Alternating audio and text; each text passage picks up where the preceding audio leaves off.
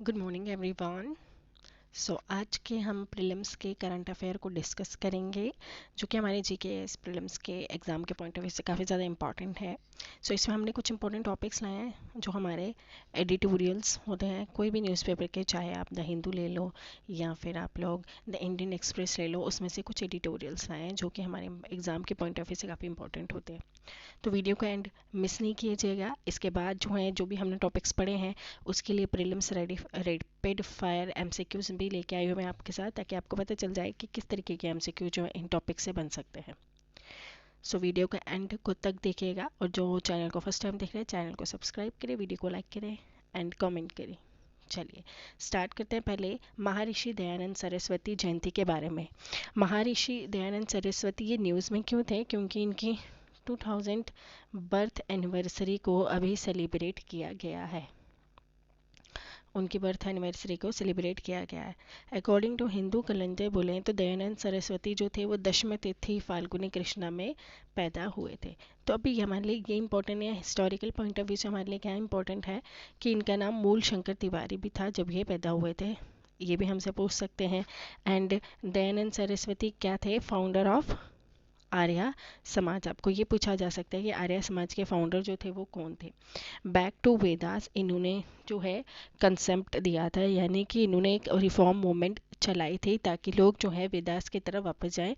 कब back to Vedas चलाई थी? 1875 में बॉम्बे में। तो आपको ये याद रखना है। ओके, यहाँ पे है, हाँ ये देखिए आर्य समाज जो है, इन्होंने ये फाउंडर थे आर्य समाज के। एक रिफॉर्म मूवमेंट थी जो कि वैदिक धर्म से रिलेटेड थी। इन्होंने फर्स्ट कॉल दिया था for Swaraj as India for Indian in 1876। तो आपको ये भी पता होना चाहिए कि इंडिया फॉर इंडियंस किसने बोला था। फर्स्ट आर्य समाज जो था इन्होंने बॉम्बे में खुला था 1875 में। देन उसके हेडक्वार्टर जो थे, उन्होंने पहले जो थे उसके हेडक्वार्टर जो थे वो लाहौर में भी थे, आर्य समाज के हेडक्वार्टर। इसके बाद जो है इन्होंने स्लोगन दिया था बैक टू वेदास का। फर्स्ट दयानंद एंग्लो वैदिक कॉलेज जो है खोला गया था इनके द्वारा। कहाँ पे खोला गया था? लाहौर में गया था, खोला गया था। तो इन्होंने एक बुक भी लिखी थी, आपको उस बुक का नाम भी याद रखना है, सत्यार्थ प्रकाश। सत्यार्थ प्रकाश नाम की इन्होंने एक बुक लिखी थी। तो हमारे लिए ये एग्जाम्स में पूछा जा सकता है कि सत्यार्थ प्रकाश जो है ये बुक किसने लिखी थी। आपको हिस्टोरिकल पॉइंट ऑफ व्यू से सिर्फ ये याद रखना है कि आर्य समाज के फाउंडर कौन है? दयानंद सरस्वती हैं, मूल शंकर इनका नाम था। उसके बाद जो है बैक टू वेदास इन्होंने ही कॉन्सेप्ट दिया है। इंडिया फॉर इंडियंस इन्होंने कॉन्सेप्ट दिया है। उसके बाद इन्होंने दयानंद एंग्लो वैदिक कॉलेज ओपन किया था। एंड इन्होंने एक बुक लिखी है जो कि है सत्यार्थ प्रकाश। सत्यार्थ प्रकाश नाम की इन्होंने ये बुक लिखी है।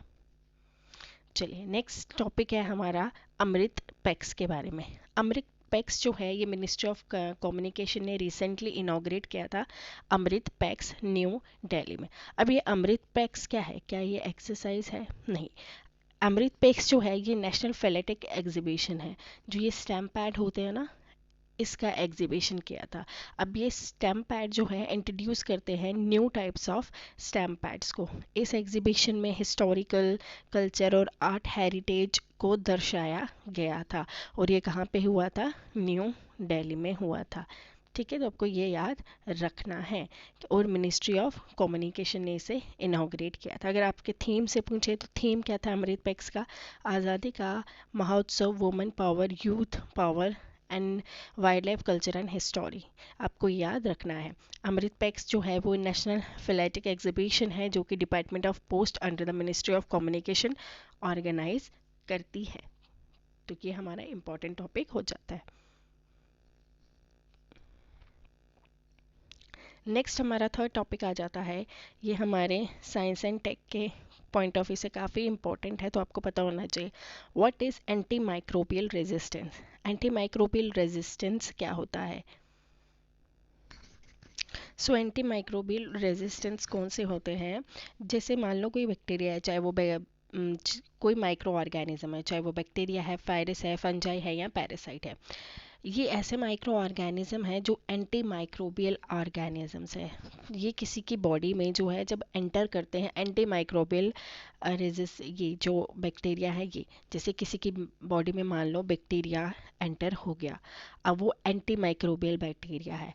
अब उसको ख़त्म करने के लिए हम लोग क्या खाते हैं, हम लोग बायोटिक्स खाते हैं, हम दवाइयाँ खाते हैं, हम बहुत सारी जो है एंटीबायोटिक्स खाते हैं, जैसे एंटी फंगल्स खाते हैं, एंटीवायरल खाते हैं, एंटी मलेरिया खाते हैं। बट उनसे क्या होता है, उनसे इनको कोई फ़र्क नहीं पड़ता, उल्टा ये ज़्यादा बढ़ जाते हैं।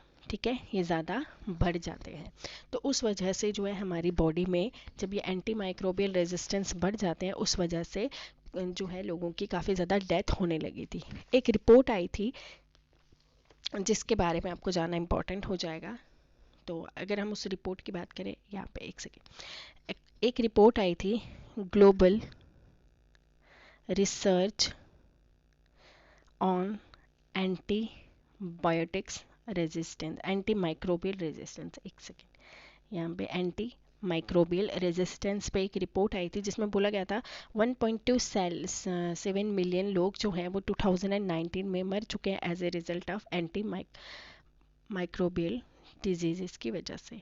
अब ये क्यों हुआ था, क्योंकि इस वजह से क्या हुआ था, लोगों के इन्फेक्शन हो गया था, रेस्पिरेटरी इन्फेक्शन हो गया था, निमोनिया हो गया था, ब्लड स्ट्रीम्स में प्रॉब्लम हो गई थी। अब ये फैलता कैसे है, सपोज एक एक जानवर है, जैसे गोट है या कोई भी एक जानवर है, अगर वो बीमार हो जाता है तो उसको क्या खिलाया जाता है, फिर उसको एंटीबायोटिक्स जो है वो दी जाती हैं। वो एंटीबायोटिक्स अगर उसके अंदर कोई एंटी माइक्रोब्स होगा, जैसे सपोज कर लो उसके अंदर बैक्टीरिया होगा, जब वो एंटीबायोटिक्स खाएगा तो उसके अंदर और ज़्यादा जो है वो बैक्टीरिया फैलने लगेगा। अब जैसे इसको इंसान अगर ह्यूमंस अगर इसको फीड करता है, ह्यूमन इसको खाता है, तो वो बीमारी ह्यूमंस को भी लग जाएंगे। अब जैसे ही ह्यूमंस के लगेंगे तो ह्यूमन भी कहाँ जाएगा, फिर हॉस्पिटल जाएगा। तो हॉस्पिटल जाने के बाद जब इसको भी एंटीबायोटिक्स देंगे तो उस वजह से इसको भी, ह्यूमंस को भी वो बीमारी जो है ज़्यादा फैलने लगी थी इसी वजह से।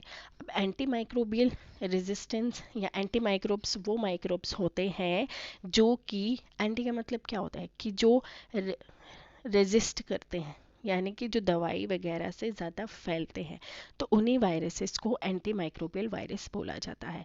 एंटी माइक्रोबियल वायरस को सुपर बग्स भी बोला जाता है। ठीक है, ऐसे जो माइक्रो ऑर्गेनिज्म जो एंटी माइक्रोबियल रेजिस्टेंस फैलाते हैं या डेवलप करते हैं, उनको सुपर बग्स भी बोला जाता है। तो आपको ये याद रखना है कि सुपर बग्स किसको बोला जाता है, ऐसे माइक्रो ऑर्गेनिज्म को जो एंटी माइक्रोबियल रेजिस्टेंस को डेवलप करते हैं। ठीक है, उसके बाद जो है वर्ल्ड हेल्थ ऑर्गेनाइजेशन ने बोला था कि एंटी माइक्रोबियल रेजिस्टेंस एक टॉप 10 थ्रेट हो जाएगा आने वाले टाइम में। उसके बाद इनको सुपर बग्स भी बोला जाता है, तो ये काफ़ी ज़्यादा इंपॉर्टेंट है। तो आपको पता होना चाहिए कि सुपर बग्स, अगर आपको एक डिफिनेशन रहेगा, super bugs sometimes seen in the news is related to micro organism that develop anti microbial resistance. अब किसी माइक्रो ऑर्गेनिजम्स में अगर एंटी माइक्रोबियल रेजिस्टेंस हो, तो अगर उसको हम एंटीबायोटिक्स दें, उस वजह से वो और ज़्यादा फैल जाते हैं। ठीक है, चलिए नेक्स्ट क्वेश्चन है ऑपरेशन दोस्त। ऑपरेशन दोस्त जो है ये काफ़ी ज़्यादा न्यूज़ में था, एंड अगर हम देखें तो हम KS के JS के पेपर 2 से भी इसको लिंक कर सकते हैं। तो आपके लिए ये JS पेपर 2 से भी इम्पॉर्टेंट है, एंड ये हमारे प्रीलिम्स के पॉइंट ऑफ व्यू से भी इम्पॉर्टेंट है। तो ऑपरेशन दोस्त जो है इंडिया का एक ऑपरेशन है जिसमें वो तुर्की की एंड सीरिया की जो अर्थक्वेक प्रोन जो एरियाज़ हैं, जो कि वहाँ से काफ़ी ज़्यादा जिनको नुकसान हुआ है, उनकी हेल्प करने के लिए इन्होंने ऑपरेशन दोस्त एक ऑपरेशन निकाला। ठीक है, अब जो है ये किसके अंडर आता है, नेशनल डिज़ास्टर रिस्पॉन्स फोर्स। ठीक है, इन्होंने ही हेल्प की थी, आपको पता ही है। ठीक है, अब ये कौन सी, अगर आपसे पूछे कि नेशनल डिज़ास्टर मैनेजमेंट जो फोर्स है, वो नेशनल डिज़ास्टर मैनेजमेंट फोर्स ये किस मिनिस्ट्री के अंडर आती है, तो ये मिनिस्ट्री ऑफ होम के अंडर आती है। आपको ये भी पता होना चाहिए कि मिनिस्ट्री ऑफ होम के अंदर आती है नेशनल डिज़ास्टर मैनेजमेंट फोर्स। तो डिज़ास्टर मैनेजमेंट एक्ट भी पढ़ना इंपॉर्टेंट हो जाता है। ये कब आया था, 2005 में ये एक्ट आया था।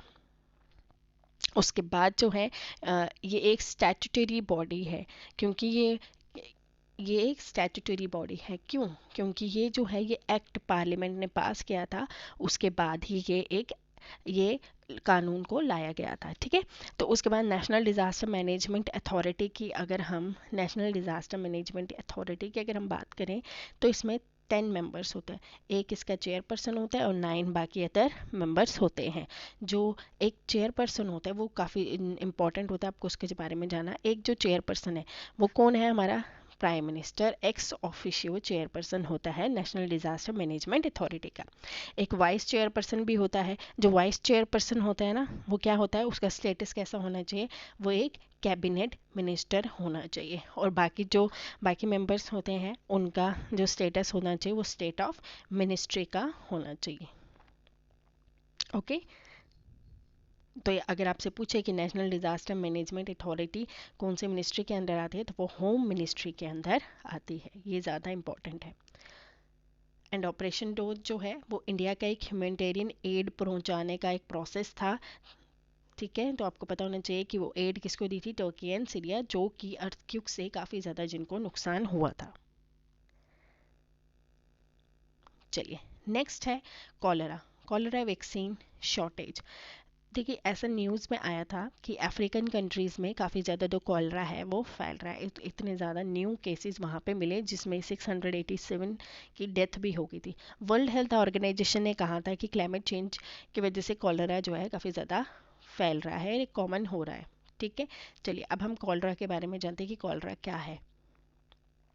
कॉलरा जिससे फैलता है, एक लाइफ थ्रेटनिंग इन्फेक्शन है पब्लिक हेल्थ हज़ार्ड के लिए। कॉलरा जिस बैक्टीरिया से फैलता है उसे बैक्टीरियम वाइब्रो कॉलेरी बोलते हैं। वेरी वेरी इंपॉर्टेंट, आपको याद रखना चाहिए। बैक्टीरियम वाइब्रो कॉलेरी जो है उसको ये किसको बोला जाता है, कौन सी चीज़ को? तो ये कॉलरा। कॉलरा जिससे फैलता है उसको बोलते हैं, उस बैक्टीरिया को बोलते हैं बैक्टीरियम वाइब्रो कॉलेरी। इसके माइल्ड सिम्टम हमें देखने को मिलते हैं, जिससे हमें मिलेगा वॉमिटिंग, डायहोरिया, लेग क्रैम्प्स। ठीक है, तो इसके माइल्ड सिम्टम्स होते हैं। अब ये फैलता कैसे है, ट्रांसमिशन कैसे होता है? ड्रिंकिंग वाटर और ईटिंग फूड कंटामिनेटेड खाना या पानी पीने से कॉलरा जो है वो फैलता है। ओके, चलिए इसकी वैक्सीन भी है। वैक्सीन कौन कौन सी है? 3 तरह की इसकी वैक्सीन दी गई है बाय WHO ने। अब ये क्या है, कौन कौन सी वैक्सीन है? Oral cholera vaccine, Dukoral, Shanchol and Euvichol plus. तो ये 3 वैक्सीन्स हैं। इन तीनों वैक्सीन के 2-2 डोजेज लेने हैं ताकि हमें फुल प्रोटेक्शन जो है अगेंस्ट कॉलरा हमें मिल सके। ओके, तो ये था हमारा कॉलरा के रिलेटेड टॉपिक, जो हमारे साइंस का जो टॉपिक है उससे इम्पॉर्टेंट है। चलिए अब हम पढ़ते हैं नेक्स्ट टॉपिक पे, जो कि है पैंगंग सो लेक, जो है इंडिया की फर्स्ट फ्रोजन लेक है। यहाँ पे मैराथन जो है वो स्टार्ट हो रहा है। अब मैराथन आपको पता ही है कि जब एक सेकेंड, हाँ मैंने पिक्चर भी लाई है, देखिए इस तरीके से विंटर्स में जो पैंगोंग लेक है ना वो फ्रीज हो जाती है। फ्रीज होने के बाद यहाँ पे फर्स्ट इंडिया का मैराथन हो रहा है। तो आपको पता होना चाहिए कि इंडिया का फर्स्ट मैराथन जो है वो कौन सी लेक पे हो रहा है? लद्दाख में पैंगोंग सो लेक पे हो रहा है। पैंगोंग सो लेक जो है वो बूमर्ड शेप की है, एक लैंड लॉक्ड वाटर बॉडी है। लैंड लॉक्ड का मतलब क्या है कि ये सारी तरफ से यहाँ से जो है लैंड से घिरी हुई है। ठीक है, तो आपको ये पता होना चाहिए। अब उसके बाद जो है यहाँ पे इम्पोर्टेंट आपके लिए यही बन जाता है कि ये क्या है, ये यहाँ पे एक मैराथन स्टार्ट हो रही है। ठीक है, अब इसमें एक और चीज़ इम्पॉर्टेंट हो जाती है। पैंगोंग सो जो है वो वर्ल्ड की हाईएस्ट सॉल्ट वाटर लेक है। वर्ल्ड की क्या है? Highest salt water lake, salt water lake. और यहाँ पे ये लैंड लॉक्ड लेक भी है, और ये लेक जो है ये लद्दाख में है। ये तीनों चीज़ें आपको याद रखनी है, जो कि हमारे एग्जाम से काफ़ी ज़्यादा इम्पॉर्टेंट है। सो यहाँ पे हो जाते हैं हमारे टॉपिक ख़त्म, जिसमें हमने सारी चीज़ें डिस्कस की। जैसे हमने कॉलेरा के बारे में डिस्कस किया, हमने डिज़ास्टर मैनेजमेंट यानी कि ऑपरेशन दोस्त के बारे में डिस्कस किया है, एंटी माइक्रोबियल रेजिस्टेंस के बारे में डिस्कस किया है। ये काफ़ी ज़्यादा इंपॉर्टेंट है, इसको याद रखिएगा। एंटी माइक्रोबियल रेजिस्टेंस जो है वो क्या होते हैं। नेक्स्ट उसके बाद जो हमने डिस्कस किया, हमने पैंगोंग लेक के बारे में किया। अब यहाँ पे प्रीलिम्स के कुछ रैपिड फायर जो मैंने टॉपिक्स पढ़ाए हैं उसके रिलेटेड क्वेश्चंस हैं। पहले हम क्वेश्चंस कर लेते हैं, उसके बाद मैं आपको इसके आंसर बताऊंगी। आर्य समाज जो है फाउंडेड की थी किसने? राजा राम मोहन रॉय ने, दयानंद सरस्वती ने, मैडम बिकाजी कामा ने, या फिर none of the above. First question है आपका कि आर्य समाज किसने फाउंड की थी। नेक्स्ट पे मूव करते हैं। Consider the following statement. Pangong Tso lake के बारे में है। It is a landlocked lake situated in the Sikkim Himalaya. It is a deep fresh water lake. Which of the following statement is correct? One only, two only, both one and two, या none? इनमें से कौन सी correct statement है about Pangong Tso lake के बारे में? आपने इन पांचों क्वेश्चंस का आंसर देके मुझे कमेंट सेक्शन में बताना है कि आप लोगों को कितने मार्क्स आए। ऑपरेशन दोस्त जो है वो कब किस कंट्री ने लॉन्च किया है? इंडिया, पाकिस्तान, चाइना, या फिर Saudi Arabia? Next, with reference to the cholera, consider the following statement. It is caused by bacterium vibrio cholerae. There are no vaccine available for this disease. Correct statement बतानी है। One only, two only, both, या none? इनमें से कौन सी statement जो है वो correct है? नेक्स्ट है, अमृत पेक्स जो है वो किससे रिलेटेड है? A military exercise, a nation philatelic exhibition, and astoriad, या फिर इनमें से कोई भी नहीं? सो ये पांचों क्वेश्चन मैंने आपको बता दिए हैं। अब इसके आंसर डिस्कस करते हैं। अमृत पर एक्सरसाइज जो है वो एक नेशनल फिलेटिक एग्जीबिशन है, अभी हमने ऊपर पढ़ा था। ठीक है, अब चलिए, अब हमने कॉलरा के बारे में पढ़ा। ये वेब्रियो कॉलरा से तो फैलता है, बट इसके लिए वैक्सीन अवेलेबल है। इसके लिए हमने 3 टाइप्स ऑफ वैक्सीन अभी पढ़ी थी। तो हमारा इसका क्या हो जाता है? ऑप्शन ए ओनली, यानी कि एक ही हमारी करेक्ट है। ऑपरेशन दोस्त अभी हमने पढ़ा, किसके बारे में है? वो इंडिया ने जो है एड इन सर्विसेज प्रोवाइड की है to Turkey and Syria. Consider the Pangong Tso lake के बारे में, ये दोनों ही स्टेटमेंट गलत है, यानी कि ऑप्शन सी जो है वो हमारा सही हो जाता है। ये डीप फ्रेश वाटर लेक नहीं है, ये हमारी सॉल्ट वाटर लेक है, एंड ये सिक्किम हिमालय में नहीं पाई जाती, ये लद्दाख में पाई जाती है। आर्य समाज से रिलेटेड है हमारा option B, that is Dayanand Saraswati. So आपको ये टॉपिक पसंद आया होगा होपफुली, और आपने क्या करना है कमेंट सेक्शन में अपने मार्क्स जरूर बताना है कि आपको ये इसमें कितने मार्क्स आए। एंड चैनल को जो फर्स्ट टाइम देख रहे हैं चैनल को सब्सक्राइब करें, वीडियो को लाइक करें, एंड इसका PDF मैं आपको टेलीग्राम चैनल पे शेयर कर दूंगी। Thank you and bye bye.